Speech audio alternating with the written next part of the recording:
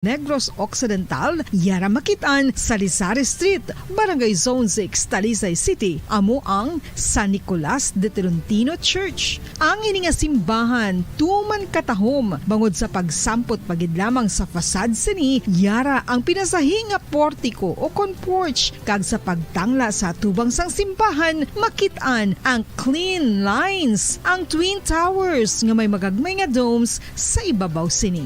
Sa pagsulod sa simbahan, mapawaw ka sa disenyo. Tastefully designed and preserved, the church's interiors have avoided the catastrophic fate of misguided renovations. Sa pagpadulong amat-amat pakadto sa altar, magatampad naman sa imo ang mahogany-colored altar nga gindekorahan sang gilt curvings nga amo ang ginabutangan sa tunga sang santo patron sang simbahan nga amo si San Nicolas de Tolentino. Isa ka Italian saint kag mystic sa wala kag tuo. Yara ang imahe ni San Ezekiel Moreno kag San Rafael kag sa ibabaw yara si Hesu Kristo. Samtang makitaan ang kapinasahi sang pattern sang salog sang San Nicolas de Tolentino sa Talisay. Bangod sa design nga checkerboard nga itom kag puti nga kunlantawon may pleasing contrast sa dingding sang simbahan. Makitaan man ang rows of iron chandeliers nga madamo nga nagalinyada sa atop sang simbahan nga nagahatag sang kasanag sa palibot, ilabi na gid sa tupong sini nga aisles sa salog separated by a row of Corinthian pilasters and stylized flat arches. Ang pundasyon sang karon nga San Nicolas de Tolentino Church una nga gindihon sadto sang isa ka pari sang Order of Augustinian Recollects nga si Father Fernando Cuenca nga nagabot diri sa Negros sadtong 1848. Samtang ang karon nga structure gintuko dinhi sa sulod sang 3 ka tuig humalin sang 1933 tubtob 1936. The Church of San Nicolas de Tolentino reminds us not only of the work of Father Cuenca but stands as a testament to the unity and faith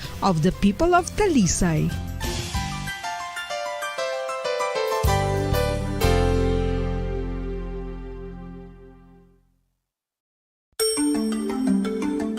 Matapos nga nagbalatian ang bugo sa kalibutan dulot sang coronavirus disease, isa naman sa karon kabalatian ang bulos sa ginakahadlukan worldwide, ang monkeypox.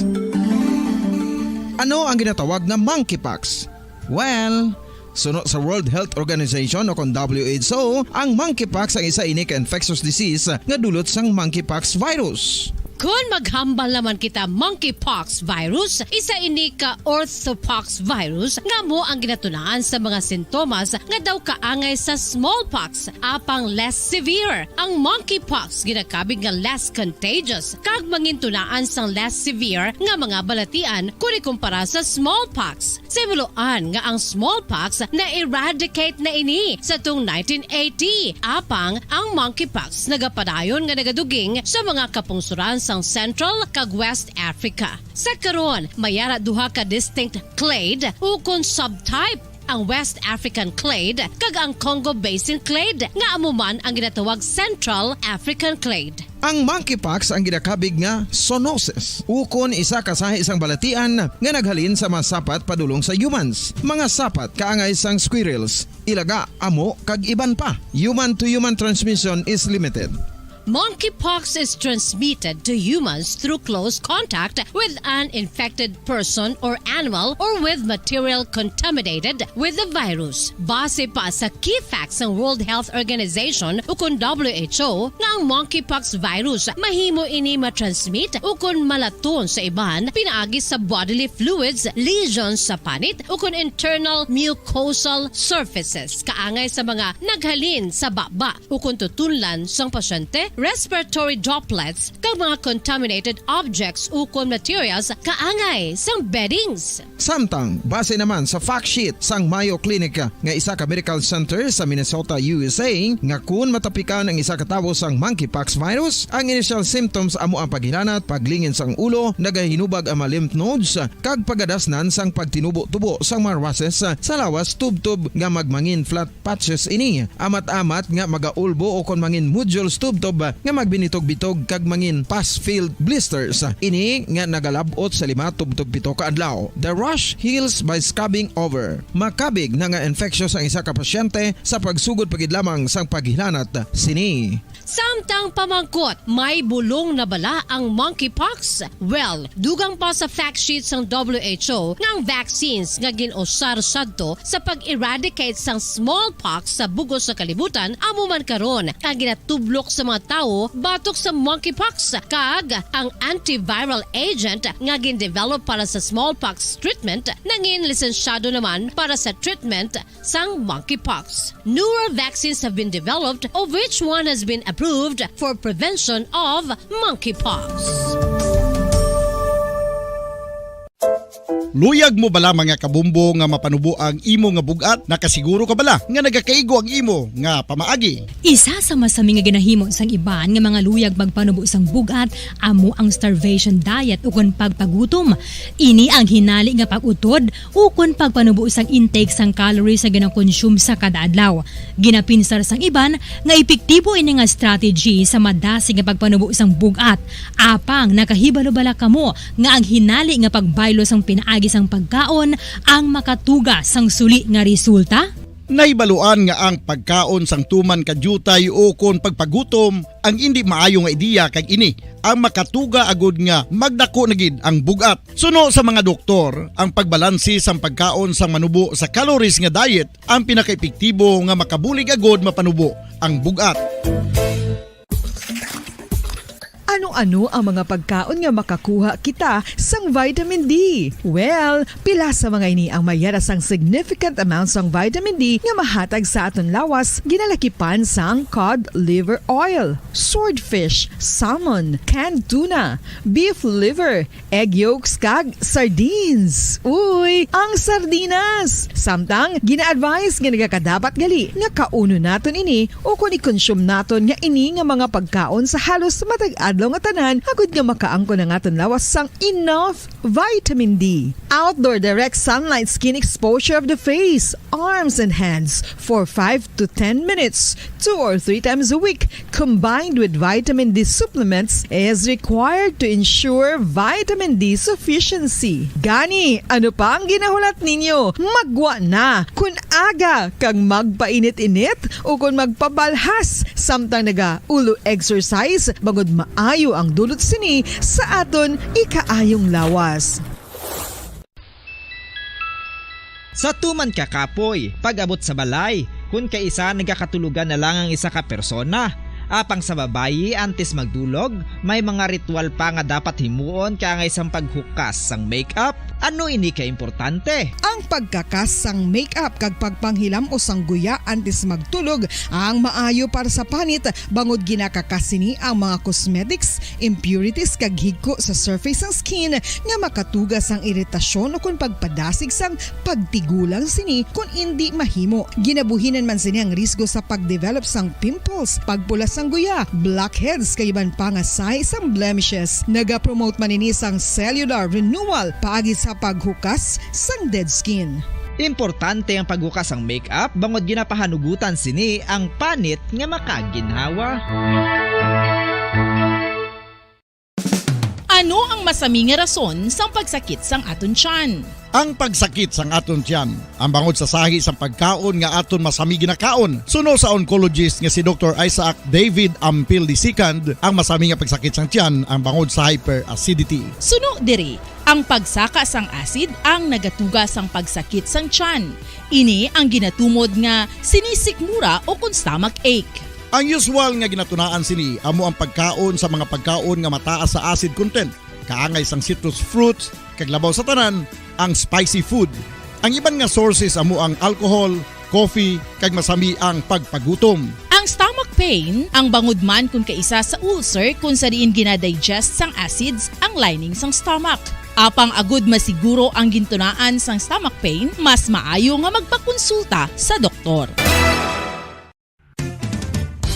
Ang coconut milk o kon gata ang ma-extract gikan sa unod sang lahing sang lubi. Ini ang madugay na nga ginagamit bilang ingredient sa mga dessert, soups kag sauces. Kung ikaw ang nagabatsyag sang bone o kon joint pain, maayo para sa imo ang diet nga manggaranon sa gata. Ang gata ang sara makabulig sa pagpanubo sang bugat. Ini ang manggaranon sa short kag medium chain triglycerides nga ginakonsiderar healthy fats.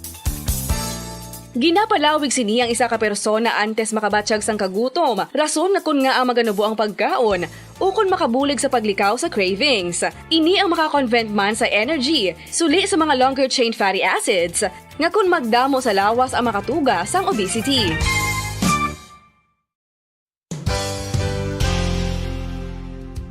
Nakahibalo bala kamo nga ang makitaan nga dako nga konkreto nga simbahan sa sudad sang Sinay, probinsya sang Negros Occidental nga San Diego Pro Cathedral ang nahuman pagid lamang sadto sa Kawayan, Nipa, Kugon kag Amakan. Mga 246 na katuig ang nakaligan. Tuig 1736 sang gintukod ang parish sang Banwa pa lamang sadto nga sila ay kag nagpatukod ini sang pinakauna man nga simbahan nga nahuman lamang sa light materials. Sa pagbulig sang administrasyon sa Pungko Santo nga Gobernador Silio nga si Alejo Severino kag sang pinakauna nga pari sa lugar nga si Padre Alijo Ignacio D. Molinas nga taga Pungsod, Espanya. Ginhingadlan ang simbahan nga San Diego Parish Church sunod sa ngalan santo sa patron sini nga si San Diego de Alcala nga isa ka Franciscan saint. Tuig 1841 sangang isa naman ka parish priest nga si Father Eusebio Locsin ang nag-initiate nga bagatukod sang mas permanente nga simbahan nga nahuman sa bato kag kahoy. Ginsuguran ini sa pagpasanyog sang atop ang galvanized iron kag iban pa nga parte sang simbahan. Apang sang nag-ibwal ang revolusyon sa tong Nobyembre 5, 1898, wala ini natapos kag nauntat. Tuig 1925 na sang ang manggaranon nga sila noon kag sugar baron nga si Don Jose R. Ledesma ang nagdonar sang dako nga kwarta sa pagtukod sang dako kag bag-o nga simbahan. Ang Italian architect nga si Lucio Bernasconi amo ang nagdisenyo sang bag-o nga simbahan kag sang ulihi ginhimo pa niya ini nga modelo sang pagbalik na niya sa Italia. 1927 sang nakompleto tukod ang simbahan nga may twin bell towers base sa Romanista o kon Renaissance nga disenyo. Disyembre 25, 1974 sang ang sadto obispo sang Diocese of Bacolod nga si Monsignor Camilo Gregorio ang nagdeklarar bilang Pro Cathedral, rason kun nga ginatawag na ini sa karon nga San Diego Pro Cathedral, the only Catholic church to be declared as Pro Cathedral in the Philippines.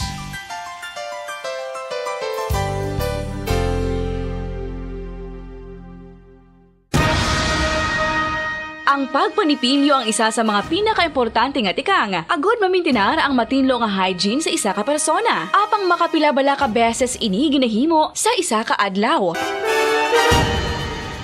Suno sa American Dental Association, ginarekomendar ang pagpanipilyo sang makaduha ka beses sa isa ka adlaw. Sunod diri, maayo ang pagpanipilyo sa aga kag sa gabi gamit ang isa ka soft brittle brush. Para sa optimum dental health, ginapahayag sang ADA ang pagpanipilyo sang 2 ka minutos kag siguraduhon nga matinluan gid ang kada ngipon. Importante man nga tinluan ang tunga sang ngipon, isa ka bes kada adlaw. Importante man nga tinluan ang gum line, bangod posible ini nga tiniran sang bakterya. Friendly advice from Bombo Radio Bacolod. Ang vitamin D, mayira sang madamo nga papel sa aton lawas. Essential ini sa pag-angkon sang good health. Ang mayor nga papel sang vitamin D amo ang pagsugo sa mga cell sa aton gut o kuntyan agud mag-absorb sang calcium kag phosphorus. Ang duha ka mga minerals nga importante sa pagpabilin nga makusog kag healthy ang aton nga tulan sa kalawasan. Buot silingon, ang vitamin D nagabuli gini sa pag-absorb kag pagpabilin sang calcium kag phosphorus sa aton lawas. Our heart, muscles, and nerves also need calcium to function properly. Sabahin naman sang phosphorus, ang main function sini among pagporma kag pagpatubo sang bones and teeth. Kung kulang naman kita sa vitamin D, mangintunaan ini sang pagdevelop sang pila ka seryoso nga mga balatian, kaangay sang osteoporosis, cancer, depresyon, muscle weakness, kag manginhalinan sang kamatayon kung lala na ang balatian. Makapila ka beses kung magpangapisa sa kadlaw, maghinay-hinay lang sa pag-inom sang kape bagod may ara ini sa ini maayo nga epekto sa lawas. Apang paano bala mibuan kung masobrahan na kita sa kape. Nahibaluan nga ang 400 mg sang caffeine o kung kapin-apat katasa sang brewed coffee sa isa ka adlaw ang makabig pa nga safe para sa pila ka mga healthy adults. Apang, dapat naman ini nga haganaganon kung makabatyag na sa mga sintomas nga nagapahibalo nga nasubrahan ka na sa kape. Ini ang ginalakipan sang pagsakit sang ulo, hindi makatulog, anxiety, kag masami nga ginanerbiyos, kalakip na ang paglingin sang ulo, pagka-iritable, masami nga pagpangihi, pagpalangurog sang unod, kag pagdasig sang kuba-kuba sang dughan. Gani mga kabombo, hagan-hagan lang sa kape.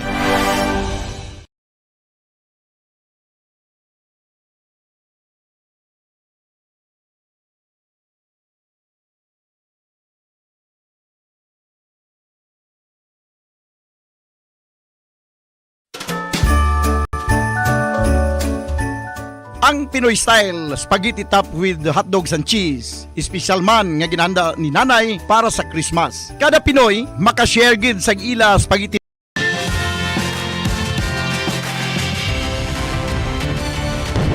Bombo kahit kanino sa atin nagbibigay saya. Kahit kaano ang maibigay, ang tulong mo na may tunay. Bombo kahit kanino nangangailangan ng tulong. Pamasko para sa iyo ang aming lingkod.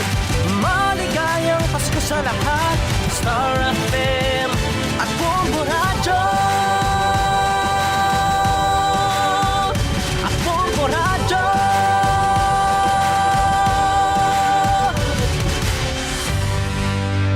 There's Christmas in the air, you can feel it everywhere.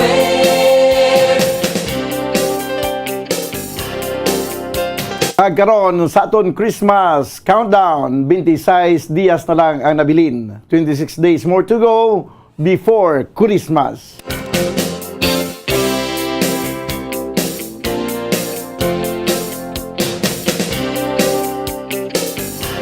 Philippine Standard Time, 39 minutos sa nakaligad sa tagnang alas 11. Welcome sa platuntunan Bumbuanay sa Untopit sa 29 sa bulan sang Nobyembre 2022. Martes karon nga adlaw, Martes edisyon sa aton pagpangalagad, magadulong naman kita sa mga nagabaga, nagapanguna nga mga balita lokal, nasyonal kag international. Upod sa gyapon sa inyo anchorman, idi si Bombo Daniel Lecciones. Tubtub kita sa tagnang alauna ibidya sa hapon. Sa atong pagpangalagad, subong nga unto pagablang kita sa aton mga Bombo reporters, subong man sa aton mga Bombo correspondents nga nasahin sila tag sa mga areas of responsibility. Gina-welcome nato mga tagpalamati sa bilog ng Western Visayas. Subuman sa aton mga tagpalamati sa bilog ng kalibutan na pinagi sa aton website sa www.bomboradio.com. Kag pinagi man sa aton Bombo mobile app. Sa karon banwa, makita nga mabatian kita pagi sa Facebook Live kag subuman YouTube channel sa Bombo Radio Bacolod. Sa aton karon mga nagapanguna nga mga balita, una kita sa balita lokal sa aton mga top stories of the day. Sa balita lokal, may update kita karon mga kabanan sa sining natabong aksidente kagapon sa salakyan ang patrol cars sang 6th Regional Mobile Force Company dito sa may area sa Candoni. Kag sumuman Senator Amy Marcos nagpanghatag sang ayuda sa syudad sang Bago sining adlaw. Mga wala nakabayad sang renta sa syudad sa mga stall sa Manukan Country ipasira buwas nga adlaw Nobyembre 30 kay na ubos na ang plaso nga ginatag sang syudad. Ang syudad sa Bacolod nga ti kapila na kabisis nagpaayon sa sini mga stall owners dira sa Manukan Country. Ti may mga arrangement gin pati sa ligan para nga magkapadayon sila sa ila sini nga pagnegosyo. Ang may promise, nagpromisa man mga stall owners nga mabayad, amat-amatan na bayad, tubtub may pasan ang ila balayran. Pero may aragyapon wala nakatuman si ila nga promisa. Amo nang budlay, abi ko may mga balayran kita, may obligasyon hindi na kita magulat yang nga manabutan pa tag 10 anyos, tag 2 ka dekada, 3 ka dekada nga wala bayad kay kabugat bala, no? Kabugat magbayad sang nga tingob. Kung makabayad man lang kabiya sa kada bulan, himuan nyo na lang na kay hindi man masyado kabugat kung nabayaran ining inyo nga monthly nga rentals. Di tanawa na mo ng problema, subong kung nga daw hindi makabayad ang pila naton nga mga stall owners kay pertinagid ka dako, bugat ka tama mga kabiyanan ang mga balayran. Samtang sa balita nasyonal, ang Department of Agriculture nagapaminsar karon nga mag-import, magbakal sang sibuyas Bombay sa luwasang pungsod sa tunga sa sining pagsaka sang presyo subong. Ara naman amo ginakadlukan ginapananaw naton nga matabo. Nagsaka presyo sang Bombay, solusyon ma-import sang Bombay. Hindi amo nga ti dapat ang himuon naton pasanyugon ang aton nga produksyon sang sibuyas Bombay. Kag ang solusyon lantawon ang mga cold storage sa mga Bombay kay basig ginhoard naman ini. Why sang shortage? Pareho naman lasang nagligad to nga may shortage sa kalamay. Nya mo to nga nagdataas sa hinali ang presyo sang tagsa ka kilo. Kay may shortage sa kalamay pero nakaibalo ka mo banwa nagabot na lang ang bulan sa Nobyembre. Manog tapos ng bulan sa Nobyembre, naka-experience ka mo nga ginkulang ang supply sang kalamay sa mga balaligyaan? Wala. Gintinuntuhan kita sa mga traders nga mo nagpang-hoard sang kalamay para nga mapamahal ang presyo sini. Di mo man natabo sa sibuyas Bombay. Ti ang Department of Agriculture nag-consider na dayon karon nga basi ma-import na lang kita para nga matabunan ang kakulang sang supply. Sa sano lang nagkulang supply sang Bombay, may nagpilila da sa merkado kay wala na sang Bombay nga baklon. Waya kulang sang Bombay, kulang ang inugbakal kay naglabot sa 300 pesos ang kilo sang sibuyas Bombay. Ang kulang yang kwarta inugbakal, hindi yak ang Bombay. Kagang problema ya hindi shortage. Problema, gintago ang Bombay. Gintago para nga mapamahal ini. Halin sang unas na subong ang gobyerno way gidya sang sinseridad sa pagbungkag sa sining mga kartel nga ini. Sa sining mga negosyante, mga traders, rice traders, sugar traders, subong onion. May arap pagin nagmahal ang paitan, nagmahal pagid. Di solusyon na yun, ari naman solusyon naman sa gobyerno, importasyon naman oo. Hindi ko anay magtalakay sila, headlines lang to. Kaya basi temprano pa kita ma-high blood, banwa, sa mga nag-monitor na nag-sunod sa aton sa Facebook Live, kag YouTube channel. Tanawan nyo bala nga supply sa nga Bombay, kadamo sang Bombay kadamo sang Bombay. Ang kwarta nga inugbakal ang kulang. Amuya ang nagjutay. Alin pa sang una, banwa nga pag-into sa ato, nasta subong ginainto lang kita. Kag tidinda ang hilay sa aton gobyerno man sa katawhan o kung sa mga dalagko nga mga negosyante. Di kita nyo ang problema ganito sa nga kalamay to, ay mga ganito atong mga pag-grade to sa budiga, paik-ik lang to, pakita-kita lang to. Kuno abi may ginimo man ang gobyerno, nag-grade man sa mga budiga, di may gimpasakaan kaso.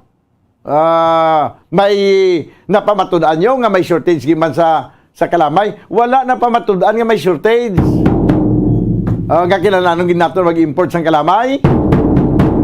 Nagdinaguso na subong na grabe naman ang supply sa kalamay sa sentralo.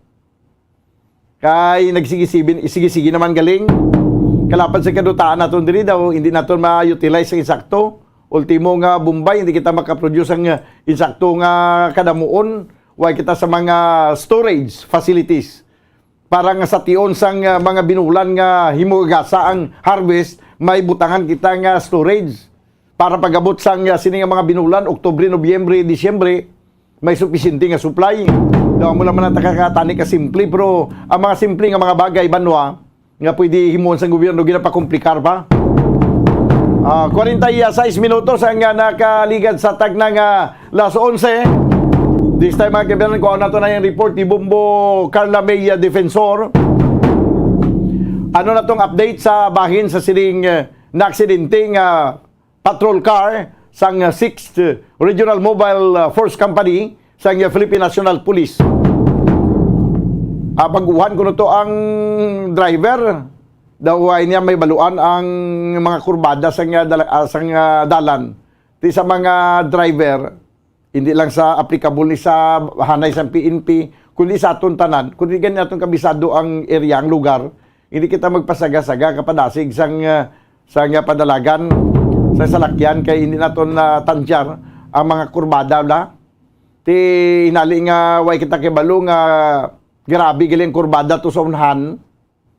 Sa dasig dalaga naton ti kun sundon tagid ang kurbada pagliko kaya nga aton nga speed masyado ka taas, masyado ka dasig ang aton nga speed. Ti matumpila kita kung isagad-sagad tigid ang pagkurbada. Tiyan mo na gapon siguro naggalapaw, imbis nga makaliko, nagditso sa railings. Malang wala mahulog sa pilas. O, yari ang report, Bombo Carla May Defensor. Please come in. Yes, Bombadan. So, ara naman sa stable ang outcheck ang mga kapulisan nga napilasan sa nagluntad nga aksidente kagapon sa may area sang Purok 1, Barangay Kaningay, Candoni, Negros Occidental, Bombadan. Susunod kay Pulis Lieutenant Jodicis Catalogo, initial information nila. Ako na sa informasyon nga nabato nila, Bombadan, papuli na inikuntani ang katapos ang 604th company Bombadan sang nagluntad ang incidente.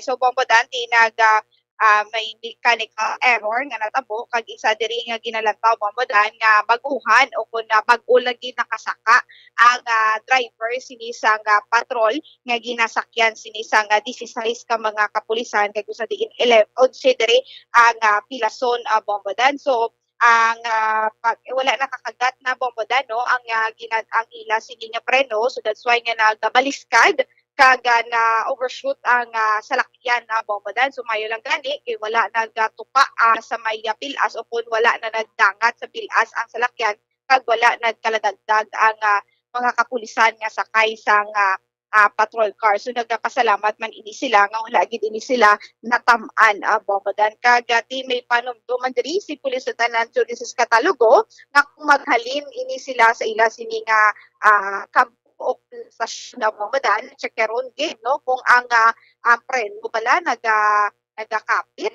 ang gas pala full tank no kung nagyara sang gatong kag ang oil pala Bombadan, especially ang di palang mga oil kay kung kaisa nagaman niyang makina sang salakyan na Bombadan kung hindi ba lang mapa-change oil. So importante man ini nga ma-check yar gid sang mekaniko kung mapacheck yargid kada bulan ang salakyan para maging safe sa pag-travel Bombadan, especially ang ila siniya nga daan nga tatas na Bombadan is mag-check yan sa area libay na sa mga matataas nga mga o kung sa mga bukid na balang part na dala sa area sang Candoni, so dapat check yan ila siniya nga mga salakyan Bombadan. So Bombadan ano na ini no okay na ang mga sakay sinisang salakyan. So hindi man ini sila loaded overload Bombadan kay this is size saktuhan gid sa salakyan ang sakay walo-walo big butang naton sa likod is walo-walo ang pwede maka pungko Bombadan ti ara naman dira no sa this size ang driver ang sang patrol car Bombadan. So Bombadan pamatian bala nato ng pahayag gikan kay Police Lieutenant Jodicis Catalogo. North Oriental. Ang initial investigation, traffic investigator sa Candoni, ang aton salakyan ngayon na drive sa mga 604 members ng RMFP pabalik na, dali na yan sa lockdown, halin dito sa Bapaw sa Candoni. And eventually, adra sa area of incident, nakalapot natin na ang salakyan nagapanaog, then step car madagdag kaayo, then di applied sa tawag sina preno sa may salakyan, but unfortunately because of the di ginatawag nga buoyancy sa nga gravity, then sa karga sa salakyan, and then also the condition of sa ato na salakyan, then eventually na wala na nagkagat, naging ginatawag na mechanical trouble, then the driver lose control with the steering wheel, then that's why ito sa car niya, medyo nag-alapot dito nga mo to third turn na nagkaya ginangan sa lakyan. As to it, medyo ang driver, first time nila nga nagsaka dito sa area sa Andoni, and then pagbalik medyo may gamay nga engineering problem sa ang area na magida po ang area ng accident area in which yung familiar sa dalan medyo mabulaga pa makipot ka, especially for the geographical setup sa lugar nga tamaan di ka tawag nila palamang nga siko ang kurbada dira, then eventually nag-aksidente ng ato ng mga salakyan ginakargahan sa aton personnel that resulted nga mga natabo. Oo. Pero sir, ang salakyan ni before sir sila naglakot, gina-check man ini nila sir. Exactly, natabo lagi ito ang hard brake guro ang in-apply sa driver. Then actually hindi na nagpilit na siguro ang manipila. And then eventually amo to natabo mga nag-aksidente. All the while, mas mayo na salamatan lang nato nga wala na dagdag sa pilas. Kasi nadagdag sa pilas, nag-story naman kung istoryahan nato. Dara, kahit most likely ang kakatabo maging insidente sinada sa kaningay, mostly kakadagdag sa pilas. Oo. Ang medyo lang na maneuver lang sa driver, instead nga ito siya magtumba sa porsyon sang pilas diriya na tumba sa may sulod-sulod may mismo sa kurbada. We're just thankful nga wala na dagdag ang salakyan dito sa pilas. Yes sir, ano sir, overloaded ini sir ang salakyan sir? Ang truck carrier natin ma'am is seating capacity 8x8 na pareho sa nagyapon ma'am sa pasahero ng salakyan. Yes, ang GLC natin is starter type na siya. So, starter type maging convert sa truck carrier natin. Ang kapasidad sa natin nga ang natawag na ito, cutter type natin is lako man ang kapasidad. Actually, 2 tons na ang karga niya sa GMC nga cutter type. Unfortunately, ang walang dito ang natabo, medyo ang aton nga driver medyo hindi kapamilyar ang natawag sina kurbadahon dito kaga status kaga condition sa dalan. That is why medyo amo to ang na-lose control ang aton driver at na aksidente ang itong salakyan. O ang aton na-remind natin ng mga drivers ang aton pinaka-standard operating procedure ginaton before kita magsakay sa salakyan. I-check natin ang brake, i-check natin ang hangin, i-check natin ang oil, especially i-maintain natin ang condition sa ating salakyan. All the while, amo na yung adlaw-adlaw natin ginagamit. So, kung ginaalagaan natin ang aton ng mga tawag sina ang aton ng mga equipment within sa PNP, as responsibility natin because it is an utmost care magyapon na nga ito gina-require just because nga kinanlanon natin nga alagaan just because naservisyohan natin. Ginaservisyohan man kita sa atong mga bagay or equipment sa PNP if we take care of sa nga iya condition. Reminder sa atong nga driver, again, utmost care ang atong nga ginapangamuyo always important na safety ang atong sitwasyon. Kagang salig ang aton hindi ipagsalig sa makina ang aton safety all the while, no? Kay ang aton makina may tear and wear, no? Always check naton ang kapasidad kina, hindi kita magbiyan sa kapasidad sa aton salakyan. And also one way or the other, tinloan naton patinloon dan ensure gipirmi ang every part sina naga-work kaya kinahanglan din naton all the aton salakyan always in good condition. Again, abihan sa aton nga tawag capacity and skill, mga kita before kita mag-step in sa pedal naton kag sa steering wheel naton, mga guidance sa aton nga makaako with the kita or not. We have to accept nga still we have the tawag nga divine intervention sa all the way sa aton nga actions sa tanan. So ang mga aton nga panugyan, ma'am, kag tapos paghalong kag ang i-set size up niya condition, either when nga magpadasig o either when nga magpahinay. Muna na atong mga reminders from sa aton yung mga respective driver nato sa aton yung mga police cars sa tanan-tanan atong station diri sa Negros Occidental. Pambadan. Aha. So kinahanglan gid no, magini ang pinaka-importante nga check karon din aton sini nga ginadala nga salakyan pambadan para at least nga safe kita sa aton sini nga pag-travel pambadan.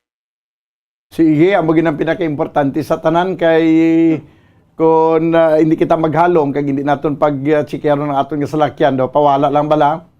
Why kita kibaluya nga may kung ano ng problema dira, basi lang alang kita sa dalanon.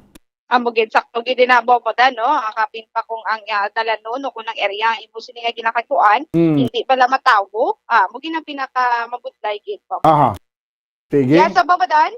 Amoy nag-report ikan sa patrol ni si Bumbo Carla May Defensor para sa Pambansang Radyo ng Pilipinas. Assistant for all number 1 sa Bacolod, Basta Radyo. Bumbo! Salamat gid Bumbo Carla May Defensor. Oras sa Bumbo Radio Bacolod, 2 minutos ang nabilin. Kag magadangat kita sa tagnang alas 12. Sa aton nga pagbalik banwa, maging kaupo na naton ang Bumbo News Center para sa aton nga Bumbo Network News. Standby!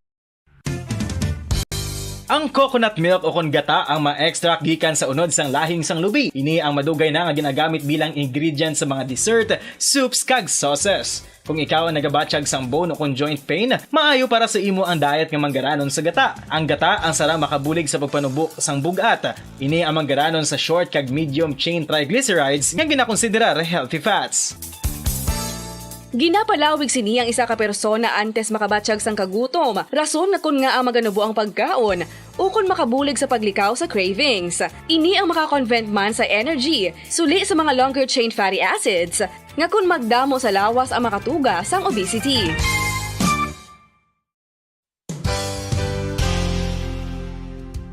Nakahibalo bala kamo nga ang makitaan nga dako nga konkreto nga simbahan sa sudad sang Sinay, probinsya sang Negros Occidental nga San Diego Pro Cathedral ang nahuman pagid lamang sadto sa Kawayan, Nipa, Kugon kag Amakan. Mga 246 na katuig ang nakaligan. Tuig 1736 sang gintukod ang parish sang Banwa pa lamang sadto nga Silay kag nagpatukod ini sang pinakauna man nga simbahan nga nahuman lamang sa light materials. Sa pagbulig sang administrasyon sa Pungko Santo nga Gobernador Silio nga si Alejo Severino kag sang pinakauna nga pari sa lugar nga si Padre Alijo Ignacio de Molinas nga taga Pungsod, Espanya. Ginhingadlan ang simbahan nga San Diego Parish Church sunod sa ngalan santo sa patron sini nga si San Diego de Alcala nga isa ka Franciscan saint. Tuig 1841 sangang isa naman ka parish priest nga si Father Eusebio Locsin ang nag-initiate nga bagatukod sang mas permanente nga simbahan nga nahuman sa bato kag kahoy. Ginsuguran ini sa pagpasanyog sang atop ang galvanized iron kag iban pa nga parte sang simbahan. Apang sang nag-ibwal ang revolusyon sa tong Nobyembre 5, 1898, wala ini natapos kag nauntat. Tuig 1925 na sang ang manggaranon nga silay noon kag sugar baron nga si Don Jose R. Ledesma ang nagdonar sang dako nga kwarta sa pagtukod sang dako kag bag-o nga simbahan. Ang Italian architect nga si Lucio Bernasconi amo ang nagdisenyo sang bag-o nga simbahan kag sang ulihi ginhimo pa niya ini nga modelo sang pagbalik na niya sa Italia. 1927 sang nakompleto tukod ang simbahan nga may twin bell towers base sa Romanista o kon Renaissance nga disenyo. Disyembre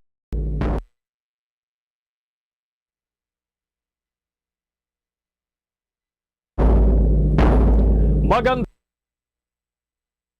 tanghali Pilipinas, sa namang para sa buong mundo, narito na ang Bombo Network News Noontime Edition. 29 sa buwan ng Nobyembre 2022 sa araw ho ng Martes. 6 days to go bago ang araw ng Pasko.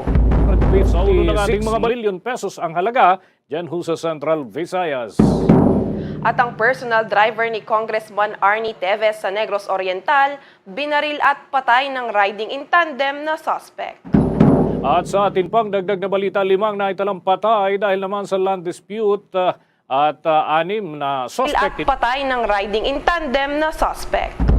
At sa atin pang dagdag na balita, 5 na italang patay dahil naman sa land dispute at 6 na suspect tinutugis na ng pulisya doon sa Bukidnon. Sa international news naman, pangalan ng monkeypox binago ng World Health Organization.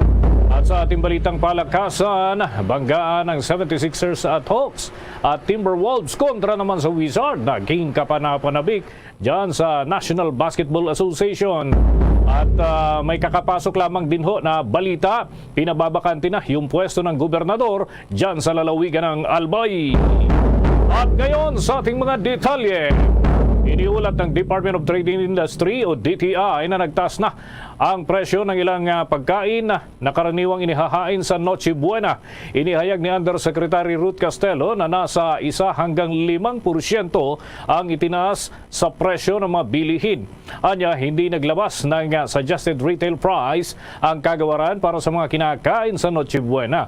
Ngunit iginit nito na may sapat na dahilan para magtaas ng presyo ang ilang manufacturer dahil ang raw materials ay nakitaan din ng paglobo.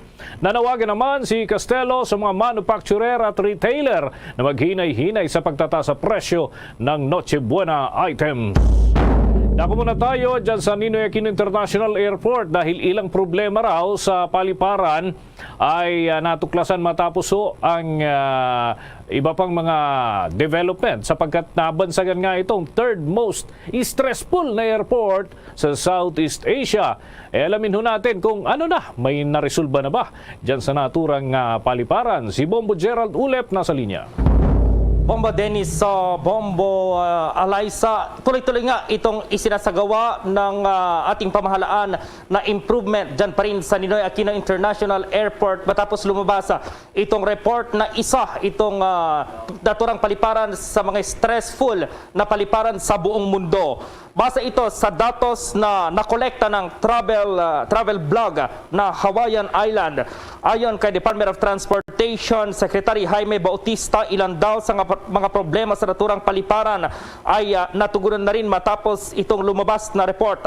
Anya, may mga naiwan itong nakarang mga administrasyon na mga problema pero kasalukuyan na itong inaayos. Tiniyak nitong maibabalik ang dating ganda ng paliparan maging itong kanilang serbisyo, lalo na asahan na rin itong pagbuhos ng mga pasahero ngayong holiday season. Para sa kanya, wala raw siyang nakikitang problema sa survey na nagsasabing isa itong Ninoy Aquino International Airport sa mga stressful na paliparan sa buong mundo. Mas maigi raw ito para malaman nila ang kanilang gagawing adjustment at yung kanilang aayusin mga serbisyo. Kaugnay niyan, pakinggan natin si Department of Transportation Secretary Jaime Bautista. Yung iba po dyan, alam nyo na na-address na po natin, no? Since we have taken over the management and operations especially po ng Manila International Airport. So, we welcome po yan. Kami po ay natutuwa na malaman yung mga hinaing ng mga pasahero, no? Para base nga sa data na pinakita sa survey na sa 58% ng mga pasahero na dumadaan sa Ninoy Aquino International Airport ang nagsasabing nakakaranas ng stress paglapag sa paliparan. Kaya naman ang naiiraw ay ang third most stressful airport sa Asia region. Pinaka-stressful itong Tan Son Nhat International Airport doon sa Vietnam na mayroong 60.1% at yung pangalawa naman ang Sydney Kingsford Smith International Airport na mayroong 59% sa Australia ito. At yun nga, isa sa mga factor dito pa rin sa isinagawang survey, yung mga delayed flights saka yung serbisyo ng mga paliparan na siyang naging daan kung bakit sinabi na most stressful. Pangatlo itong Ninoy Aquino International Airport. Pero ayon nga sa Department of Transportation, pinapaganda na ito ng ating pamahalaan para naman maganda yung magiging serbisyo dito sa mga paparating dito sa ating bansa, Bombo Dennis. Okay, maliban dyan, Bombo Gerald, sa loob ng airport na nakaka-stress daw, may nakaka-stress din. Diyan lang mismo sa may labas ng airport.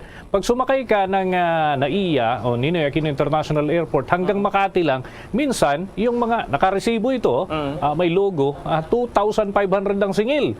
Naku, iyan. Sana i-address din ng Department of Transportation, Bombo Gerald. Tama, kasi hindi lang sa paliparan, Bombo Dennis, maging sa mga bus station na nga lang, ganyan na yung ginagawa ng mga taxi driver. Taga yung ginagawa nilang paniningil dito sa ating mga kababayan. Well, tinutugunan na rin yan sapagkat dyan talaga si Ninoy Aquino International Airport, lalong-lalo na yung mga taxi driver na alam nila na galing sa ibang bansa, yung mga pasahero talagang sinisingil nila ng sobrang mahal, Bombo Dennis. So, yan din yung isang tinutugunan ngayon ng ating pamahalaan, Bombo. Maraming salamat, Bombo Gerald. Para sa Bombo Network News, Bombo Gerald B. Ulet. Para sa Pambansang Radyo ng Pilipinas, Basta Radio, Bombo. Ako muna tayo dyan sa Central Visayas sapagkat napakaraming limpak-limpak na droga ho yung sisirain ngayong araw. Ay kuha po tayo ng update dyan sa Bombo Radio Cebu.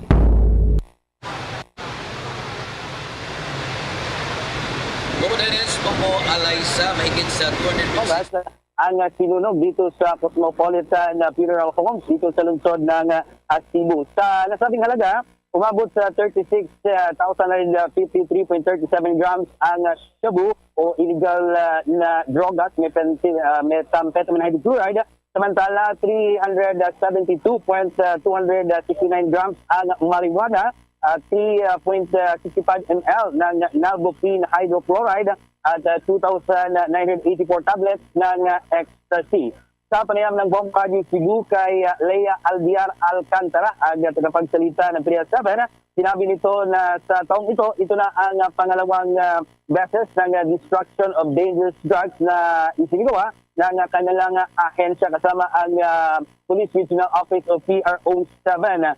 Sa pag-upo naman ni PRIA 7 Regional Director Levi Ortiz, ito na ang ikapitong destruction of dangerous drugs ang naisagawa. Ngunit ayon kay Alcantara na may 8 beses ng pagsunog ng illegal na droga ang naisagawa kung saan umabot sa 885 million pesos ang halaga ng shabu na na-destruct.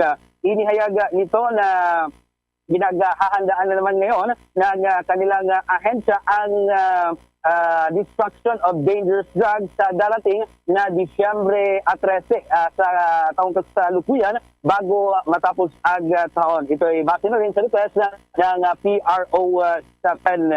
Siniguro naman ni Alcantara na walang recycling ng mga illegal na droga at sumusunod lang sila sa proseso na kailangan baguhin o bago sunugin ang illegal na droga. Bombo Dennis, Bombo Alaysa, ating pakinggan si Leia Albiar Alcantara, ang tagapagsalita ng PDEA 7. Ngayong umaga, may kinonduct tayo na destruction of dangerous drugs today, November 29, 2022. And hopefully, as announced by Director Levi Ortiz kanina, we're planning na meron pang another destruction activity in December. Tentatively scheduled December 13, 2022 as requested by PRO 7. Ating napakinggan si Leia Albiar Alcantara, ang tagapagsalita ng PDEA 7. Bombo Dennis, Bombo Alaysa. Sige, maraming salamat, Bombo Eric.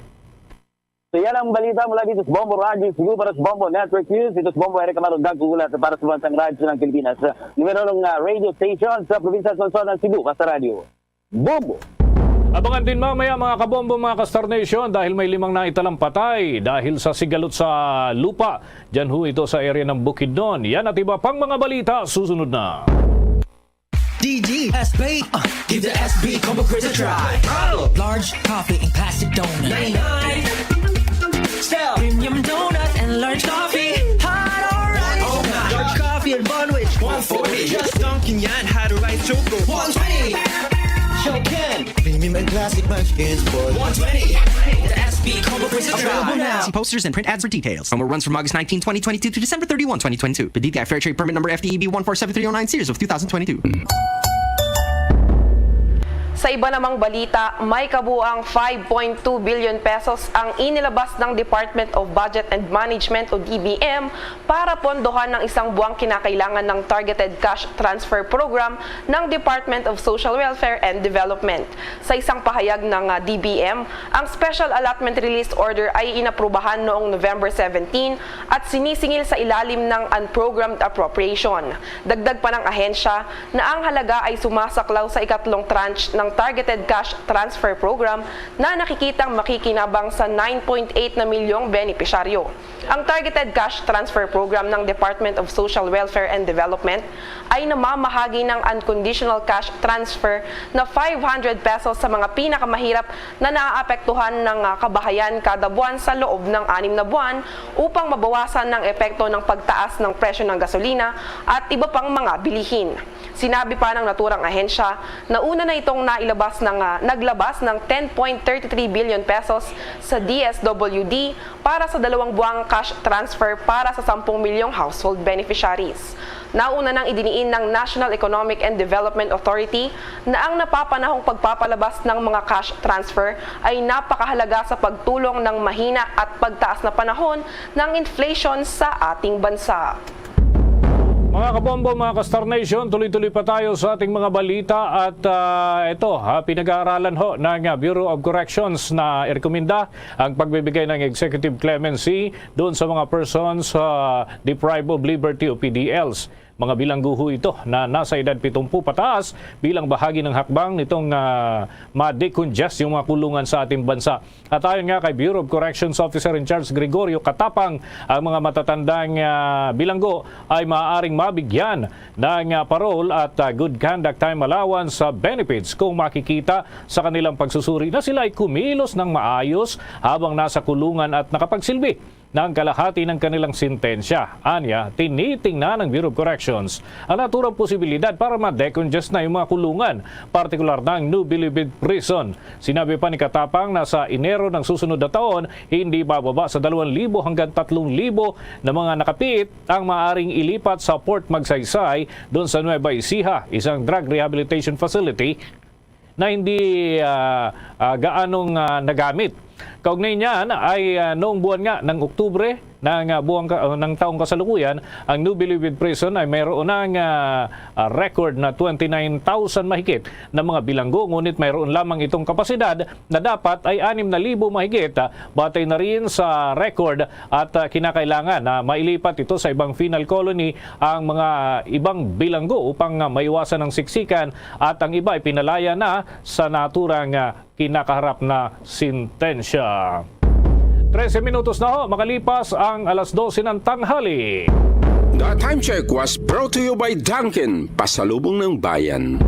Pa tayo ng mga karagdagang report. Yung dating Pangulong Gloria Macapagal Arroyo ay binigyan hong ng diin yung kahalagahan ng food technologists at paggamit ng food security ng ating bansa. At yung Committee on Human Rights ay sinimula naman yung pagtalakay sa panukalang Human Rights Defenders Bill. Yan at iba pang mga balita hatid ni Bombo Annalise Soberano. Binigyang diin ni dating Pangulo at ngayon ay Senior Deputy Speaker Gloria Macapagal Arroyo ang kahalagahan ng papel ng food technologists sa pagpamit ng food security ng bansa at sa pagresponde sa mga pangangailangan sa global market. Ginawa ni Arroyo ang pahayag nang dumalo ito sa 61st Annual Convention ng Philippine Association of Food Technologists Incorporated. Tinukol nito ang malaking pagbabagong hatid ng food tech sa global food sector. Sinabi ni Congressman Arroyo na itataas kasianya ng food tech ang food production sa pamamagitan ng mga bagong pamamaraan, food preservation, processing at packaging techniques upang matiyak na ligtas ang pagkain at hindi agad masira.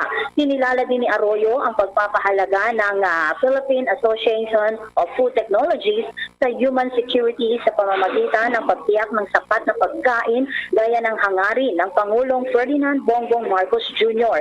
Hinimok naman ng dating Pangulo ang Pinoy food technologists na gamitin ang kanilang kaalaman upang maging globally competitive at food industry ng Pilipinas at matugunan ang pangangailangan ng global market. Samantala, sinimula na rin talakayin ng House Committee on Human Rights ang Human Rights Defenders Bill na inahain ni na Representative Edsel Lagman, Representative Raul Manuel, Representative Franz Castro, Representative Arlene Rosas at Representative Ron Salo na dinaluhan naman ito ng iba't ibang mga law enforcement agencies. Kabilang sa tinalakay ang mga insidente ng extrajudicial killings. Sinabi ni Congressman Abante na siyang chairman ng nasabing komite, ipinagmamalaki kasi ngayon ng Marcos administration ang minimal na naitalang mga nasawi sa drug war campaign. Kaya sabi ng mababatas, ibig sabihin may malaking problema ang dating administrasyon kung saan mataas ang mga naitatalang kaso ng extrajudicial killing. Binanatan din ni Abante ang Philippine National Police dahil sa pagiging overkill nito. Ipinunto din ni Abante ang essence ng nasabing panukala ay para maiwasan ang mga otoridad, lalo na ang PNP, abusuhin ang kanilang police power. Pakinggan natin ang pahayag ni Manila Representative Bienvenido Abante. And legal basis which support this bill. The state values the dignity of every human person and guarantees ang pahayag ni Manila Representative Bienvenido Abante. Mula Kamara, Bombo Anali Montaño Soberano nag-uulat para sa Pambansang Radyo ng Pilipinas. Basta Radio, Bombo! Samantala mga kabombo, mga Kastar Nation, bago ho tayo umusad sa iba pang balitang pambansa, may mga update ho tayo dyan sa lalawigan ng Albay sapagkat pinababakante na raw yung pwesto ng gobernador batay ho sa direktiba ng Commission on Elections at iba pang mga tanggapan na nakakasaklaw ho dito. Alamin natin ang update mula dyan sa Bombo Radio Legazpi.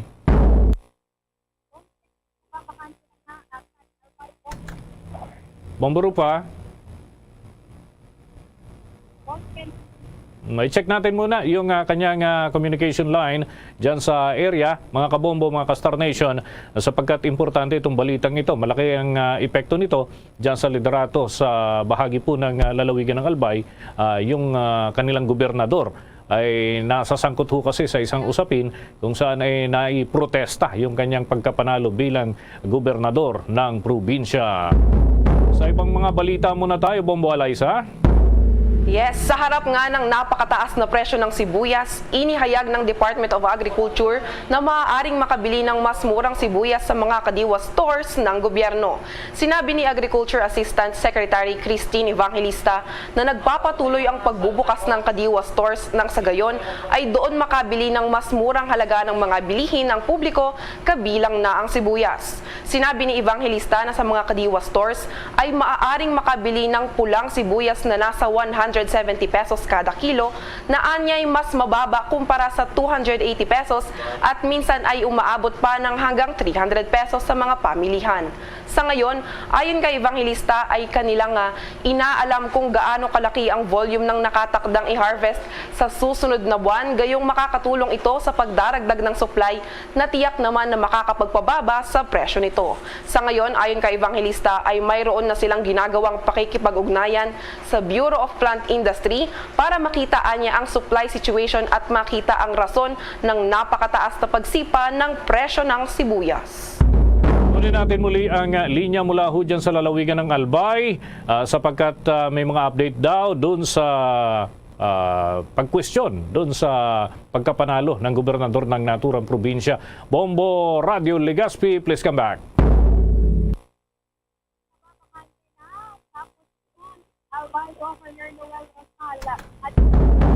At mga kabombo, mga Kastar Nation, oras muna natin sa buong kapuluan 19 na minuto na makalipas ang alas 12 ng tanghali. Mamaya, meron din tayong update mga kabombo doon sa hanay ho ng pambansang pulisya. Nakikipagtulungan na rin daw sa Department of Trade and Industry. Laban ho doon sa isinasagawang mga programa, no? Ano kaya itong joint program ng naturang mga ahensya ng ating gobyerno? Samantala, sa iba munang mga paalala. Mga kabombo at ka-Star Nation, babalik na sa face-to-face ang selebrasyon ng Dinagyang 2023. Isasagawa mula January 13 at ang highlight ay sa January 22, 2023. Ang Dinagyang 2023 ay hatid ng Iloilo City Government at Iloilo Festivals Foundation Incorporated. Ang live updates at coverages ay maririnig at makikita sa lahat ng himpilan at digital platforms ng Bombo Radio Philippines. Viva! Viva! Viva! Viva! Senyor Santo Niño! Basta Radio Bombo! This is Mayor Jerry Treñas of the City of Iloilo inviting you to witness and celebrate the face-to-face Dinagyang 2023. Viva Senyor Santo Niño! Viva Senyor Santo Niño! Viva Senyor Santo Niño! Sa pagpapatuloy ho ng ating mga balita ay kukuha pa tayo ng mga karagdagang report. Ito, tinitingnan ng Philippine Navy ang pagtatayo ng mga karagdagang naval base na mas moderno at kayang tumanggap ng kanilang mga bagong air assets. Sinabi ni Rear Admiral Toribio Adasi Jr. bagong itinalagang flag officer in command ng Philippine Navy na bahagi ng kanyang pamumuno ang pagtatayo ng mga bagong istasyon ng hukbong dagat at pagbuo na rin ng mga lumang istruktura upang makasabay ang mga ito sa programa at modernisasyon. Dagdag pa nito, ang Armed Forces of the Philippines ay nakikipagtulungan din sa United States para sa pagtatayo ng mga pasilidad ng militar sa ilalim ho yan ng 2014 Enhanced Defense Cooperation na bahagi po ng programa na napagkasundoan sa pagitan ng Pilipinas at ng Estados Unidos. Muna tayo ng mga report mula dyan sa Camp Crame. Ang Philippine National Police ay makikipagtulungan daw sa Department of Trade and Industry at Department of Labor and Employment para sa rehabilitasyon ng mga individual na nalulong sa illegal na droga. Paano kaya ito? May ulat si Bombo Marlene Padiernos. John Bombo Dennis, makikipagtulungan sa Department of Trade and Industry at Department of Labor and Employment ang Philippine National Police para sa rehabilitation program ng mga individual na biktima sa pagkalulong sa illegal na droga. Bahagi pa rin ito ng mas pinaigting pa na kampanya ng pamahalaan kontra illegal na droga dito sa Pilipinas. Ayon kay Philippine National Police Officer in Charge Police Lieutenant General Rodel Sermonia, layunin ng pakikipagtulungan ng pambansang pulisya sa nasabing mga kagawaran na tulungan ng mga voluntaryo susuko sa kanila na bigyan ng seminar at training ang mga ito para magkatrabaho. Aniya, sa tulong ng nasabing mga ahensya ay magasagawa sila ng mga programa hindi lang para sa psychotherapy, kundi kasama na rin ang physical well-being, physical fitness at spiritual. Magkakaroon din anya ng skills and development program para sa mga ito para naman matuto ang mga ito ng iba pang pwedeng pagkabuhayan sa pamamagitan ng pagkuha ng course sa TESDA at saka ito bibigyan ng trabaho ng Department of Trade and Industry at Department of Labor and Employment. Kaugnay niyan, narito pa ang bahagi ng pahayag ng Philippine National Police Officer in Charge Lieutenant General Rodel Sermonia. Yung mga nag-undergo ng mga who voluntarily surrender and then undergo the program. When we say program, hindi lamang po dito yung psychotherapy, kasama po dyan yung physical well-being nila, physical fitness, moral and spiritual, kaya nandyan po yung ating mga kasimbayanan para tuloy-tuloy na po sila magbago. Kasama dun po dyan yung tinatawag natin na skills development program sila. When we say skills development program or training sila, kailangan may matutunan sila sa buhay na dapat gawin at pwedeng pangkabuhayan or trabaho. Through the help, of course, ng TESDA, then the DTI will come in para po alam natin kung saan natin sila pwedeng bigyan. Yan ang bahagi na pahayag ni Philippine National Police Officer in Charge Lieutenant General Rodel Sermonia. Para sa Bombo Network News, ako po si Bombo Marlene Padiernos, nag-uulat para sa Pambansang Radyo ng Pilipinas, Basta Radio Bombo! Ang La Virgen de la Candelaria, patrona ng Western Visayas, kasama ang Cofradias de Nuestra Señora de la Candelaria, Haro, ay inaanyayahan sa kauna-unahang pagkakataon sa 41st Intramuros Grand Marian Procession. Inaanyayahan ang mga mananampalataya at mga deboto mula sa Western Visayas, sa Metro Manila at ang mga kalapit na mga lugar na sumali sa naturang religious event.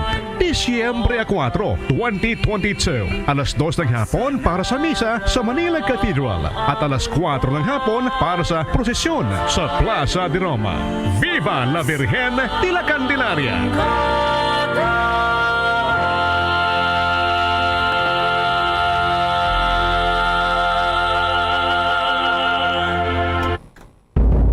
Mga kabombo, mga ka-Star Nation, ito ho, isa pang sensitibo hong pangyayari. Personal driver ho ito ng isang kongresista, si Congressman Teves, dyan sa Negros Oriental, ay binaril patay ng riding in tandem suspects.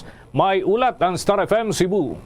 Inundi na ng Negros Oriental Police Provincial Office ang nangyaring pamamaril na humantong sa pagkamatay ng personal driver ni 3rd District Congressman Arnie Teves. Nakilala ang biktima ni si Giovanni Catubay, 38 anyos, at residente ng poblasyon Santa Catalina, Negros Oriental. Ayon sa pulisya, pauwi na sana ang biktima sakay sa kanyang scooter motorcycle. Dumaan ito sa isang tindahan para magtanong kaugnay sa biniling buhangin nang bigla na lang may dumating na dalawang individual na nakamotorsiklo at nakasuot ng full face helmet. Bumunot ng armas ang backrider at binaril ng makailang beses si Catubay kaya tinamaan ito sa ulo dahilan sa agarang pagkamatay nito. Agad namang tumakas papalayo ang suspect, dala ang motorsiklo ng biktima. Na-recover naman sa crime scene ang 10 pirasong empty shell ng caliber .556 at isang empty shell at isang deformed slug ng caliber .45 pistol. Patuloy naman ang investigasyon ng pulisya at nangakong doblehin ang kanilang pagsisikap upang matukoy ang mga salarin.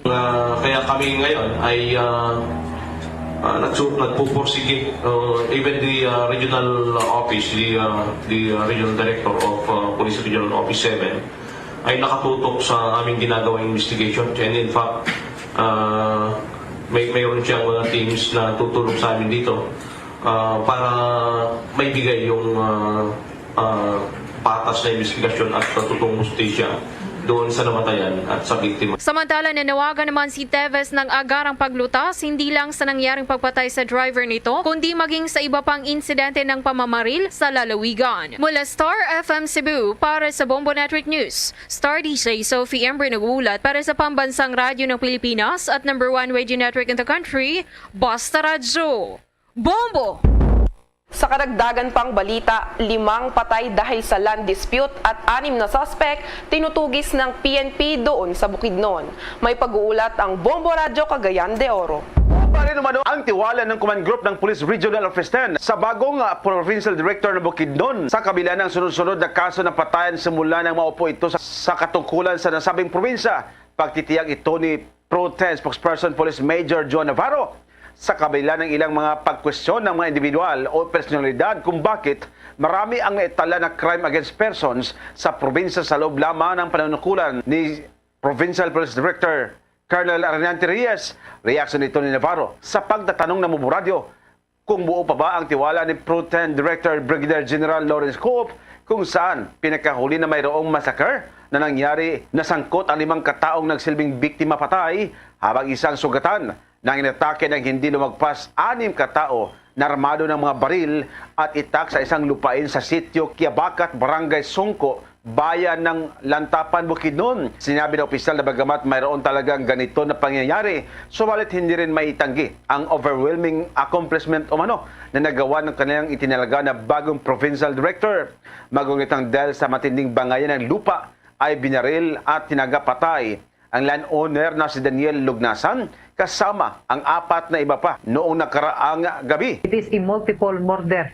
We still believe that the provincial director is of Bukidnon Police Provincial Offices doing its best, no? Just that we do not live in a perfect world. We have done our part. That is why it is operation against loose firearms. We really need the cooperation of the people. Bombo Junil Ukat nag-uulat para sa Pambansang Radyo ng Pilipinas, consistent for all #1 sa Northern Mindanao, Basta Radyo.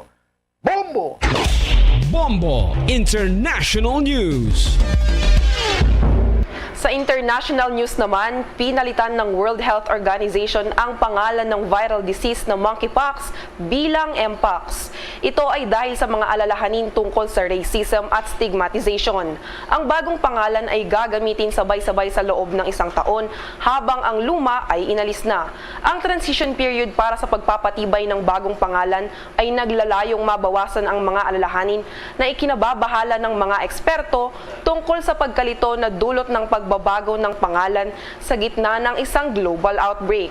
Ayon sa World Health Organization, ang sakit ay pinangalanan noong taong 1970 nang makumpirma ang mga unang kaso sa mga tao. Ang virus na nagdudulot ng sakit ay unang natuklasan sa mga bihag na unggoy sa Denmark noong taong 1958. Una rito, iminungkahi ng UN Health Body ang Mpox alinsunod sa mga alintuntuning inilabas noong taong 2015 upang i-minimize ang mga hindi kinakailangang negatibong epekto sa mga bansa, ekonomiya at mga tao kapag pinangalanan na ang bagong human infectious diseases. Una rito, inirerekomenda ng mga alituntunin ang pag-iwas sa mga pangalang tumutukoy sa mga hayop,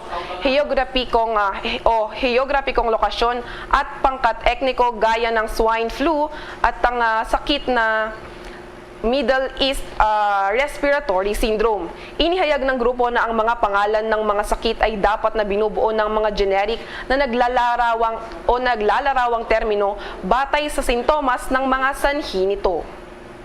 There's Christmas in the air, you can feel it everywhere. Mga kabombo at ka-Star Nation, 26 days to go bago ang araw ng Pasko. At yan na po ang kalipunan ng ating mga balita para sa pantanghaling edisyon ng Bombo Network News. Mula sa Bombo News Center, Makati, para sa Pambansang Radyo ng Pilipinas, Basta Radio, Bombo! Pabalik na magkabiyanan sa doon ang pagpangalaga diri sa platuntunan na Bombo Hanay sa 33 minutos sa kaligad sa tak ng alas 12. Bago lang yun batian ng Bombo News Center para sa doon Bombo Network News. Sa ato nga pagbalik banwa, manginkaw po natin si Governor Eugenio Bong Lacson. Istorya natin ang hindi lamang problema hindi sa kundi nga riyon, kundi sa bilog nga Pilipinas, ang kakulang sang suporta sa gobyerno sa ato nga mga mangunguma. Kaga istorya natin ay may kantanan sa shortage sang sibuyas Bombay nga amo man ay rason kung nga subong ang Department of Agriculture ang nagaplano naman banwa nga maga-import na magita sang onions.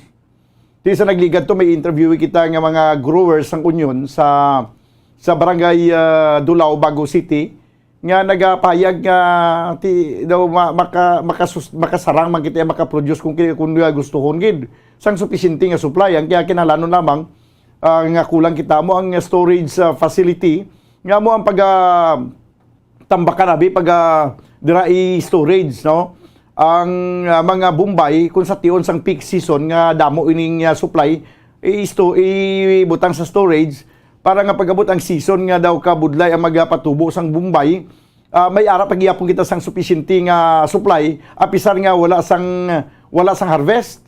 Tiyan mo malanaya ang solusyon dati ang gobyerno dapat nga may ara sang suporta paagi sa pagpatindog abi sang pila ka mga facility nga mo pagabutangan sang dira pundo abi sang mga manguma gila nga mga produkto. Now, balikan nato na karon dugay-dugay kay manginkaw po naton si Governor Eugenio Bong Lacson, ang gobernador sa probinsya sa Negros Occidental. Pagkaligid lamang sa pila ka mga importante nga mga panumdom. Standby.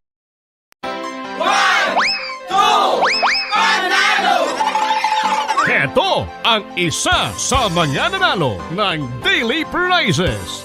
So, una nga hatag 100 pesos, ika-duha 200 pesos, ika-tatlo 300 ika-apat 400 kag ika-lima nga hatag 500 pesos. Ako si Mauro Martir sang NHA Barangay Panokoy, Bacolod City, nagdaog bilang third winner sa nagapadayon nga 1 to panalo part 21 sa Bombo Radio kag Star FM. Sa tanan nga pamalati da subong sa Barangay Panokoy kag sa iban nga mga lugar, mag-intan man kamo para kamo naman ang masunod nga magdaog. Madamo gid nga salamat. Basta Radio Bombo number 1 Star FM, it's all for you.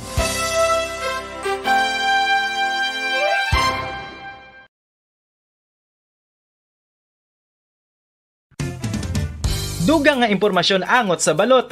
Santo pa sa publication, ang balot ang nagaunod man sa niacin, riboflavin, kag thiamine, nga nagabulig sa metabolismo sang enerhiya sa lawas. Naibaluan nga bangod sa nutritious qualities nga makita sa balot, kita nga mga Pilipino ang ginakonsiderar ini nga superfood nga maayo para sa brains. Ang isa ka itlog nga balot ang nagaunod sang 188 calories, 13.7 grams ang protein, 14.2 grams ang fat, 116 mg ang calcium kag 2.1 mg ang iron. Ang balot, ang makabuligman sa mag-asawa bilang aphrodisiac, nga kaangay sang Viagra. Bango dini ang may mataas nga protein content, kag sarang makapaboost sang energy, kasubong man sang desire. Kung luyag mo sang maayo nga delicacy nga madugang sa imo diet, ang balot, ang isa sa maayo nga choice. Isa sa mga heritage churches diri sa probinsya sang Negros Occidental, yara makitaan Tino sa